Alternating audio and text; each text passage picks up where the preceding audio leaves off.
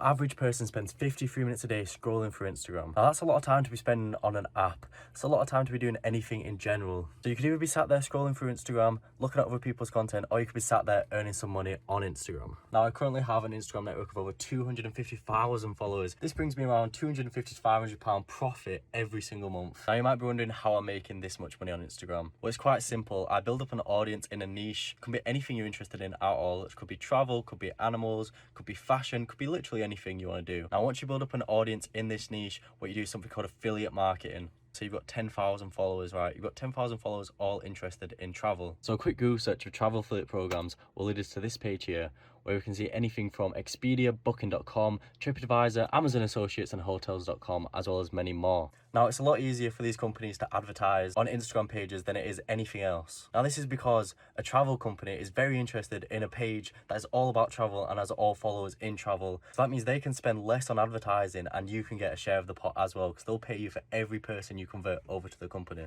Now, it really doesn't get much simpler than that. You can earn money through lots of different ways doing this, but this is just the first video I wanted to make on it. If any of you have any questions about how I make money or anything like that, let me know.